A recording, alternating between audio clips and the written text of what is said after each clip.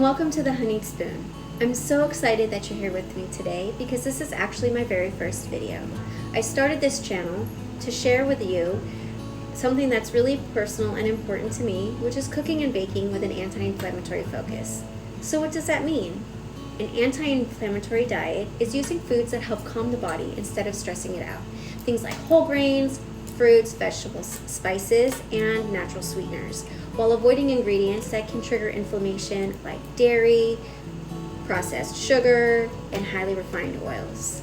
I've been following this way of eating because of my own health journey, and I've seen not only how much of a difference it can make physically, but how grounded, clear, and energized I feel every single day. And since this is my very first video, I thought there was no better way to begin than with something cozy and seasonal, which is pumpkin spice bread with a cacao, butter, and clove glaze. So let's get started. I'll walk you step by step on how to make this delicious recipe.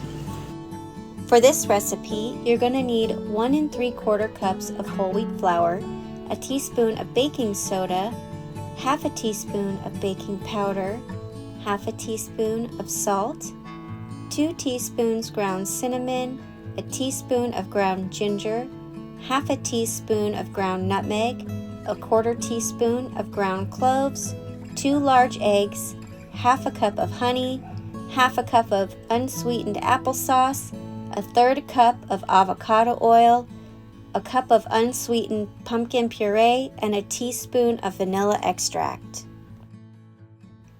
To begin, preheat your oven to 350 degrees and grease a standard loaf pan lightly with oil. I used avocado oil.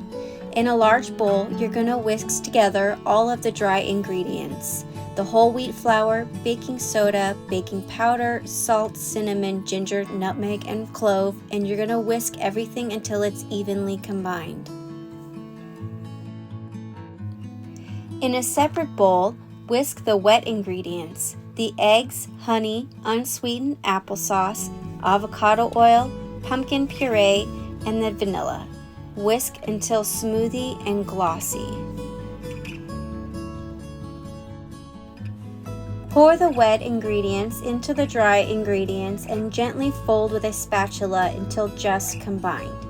Be careful not to overmix. The batter should be thick and slightly lumpy, not smooth like cake batter. Spoon the batter into your prepared loaf pan and smooth the top. Bake at 350 degrees for 45 to 55 minutes or until a toothpick inserted in the center comes out clean. Ovens may vary, so start checking at 45 minutes. Now that the bread is done, we're going to let it cool, and we're going to make the glaze for the top of the loaf. Let it cool slightly. Before glazing, you want it to be warm and not piping hot so that the glaze will set nicely.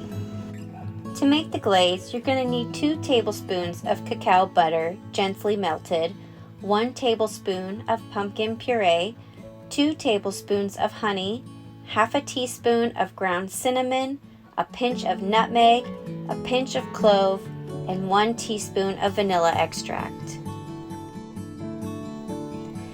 Gently melt 2 tablespoons of cacao butter. You can do very short bursts in the microwave, 10 seconds at a time, mixing in between. You want it to be just liquid, so be careful not to overheat it. Then whisk in the pumpkin puree, the honey, cinnamon, nutmeg, clove, and vanilla into the melted cacao butter until smooth and silky.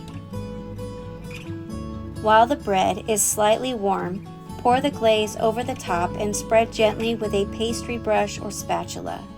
Cacao butter sets as it cools, so you'll get a slightly firm, glossy finish. Let the glaze set for a few minutes before slicing. This keeps well wrapped at room temperature for a day or 2 or refrigerated for up to 4 to 5 days. You can also freeze slices for longer storage.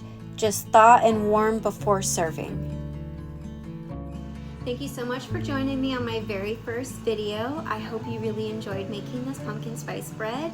I'll be sharing more anti-inflammatory recipes here, all designed to be nourishing and flavorful and easy to bring into your everyday life. If this kind of cooking inspires you, I'd love for you to subscribe and be a part of this community. That way you'll never miss a recipe and we can keep exploring new ways to make food that heals and comforts. Thanks again for watching, and I'll see you in the next video.